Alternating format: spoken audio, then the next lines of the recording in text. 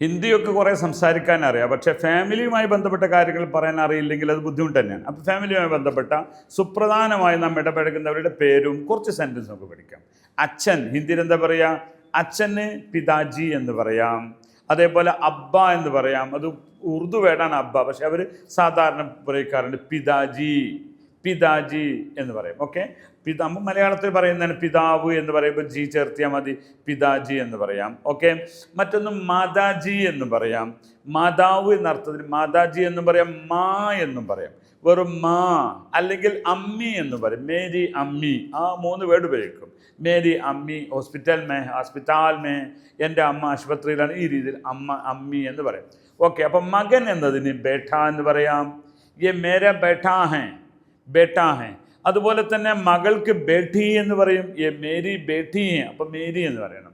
Mary Beti ഹേ, എൻ്റെ മകൾ. Mary Beti ഗർഭേ, എൻ്റെ മകൾ പിന്നെ വീട്ടിലാണ്. ഇങ്ങനെ ബേട്ടി എന്ന് പറയും. അടുത്ത നമ്മുടെ പെങ്ങളെ പറയാം. പെങ്ങൾക്ക് അത് ബഹൻ എന്ന് പറയാം.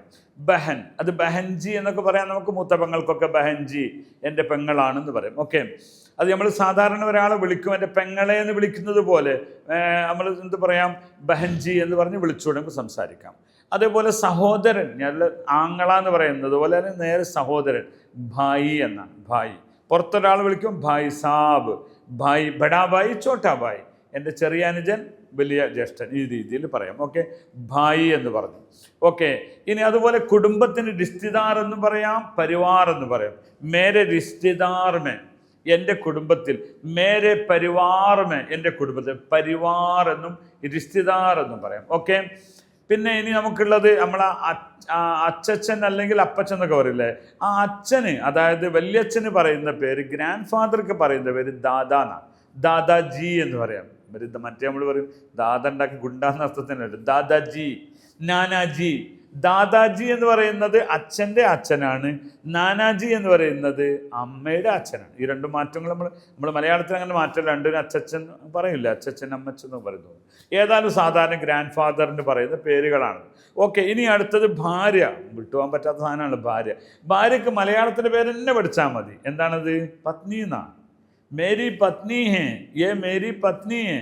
പത്നി എന്നാണ്. മേരി പത്നിക്കോ മേ മുഹബ്ബത്ത് കർത്താ ഹൂം, പത്നി എന്നാണ്. എൻ്റെ ഭാര്യയെ ഞാൻ ഇഷ്ടപ്പെടുന്നു, സ്നേഹിക്കുന്നു എന്ന് പത്നി എന്നാണ്. ഇതിന് പത്നി എന്നതിന് ഉറുദുവിലുള്ളൊരു വേർഡുണ്ട് ബീവി എന്നാണ്.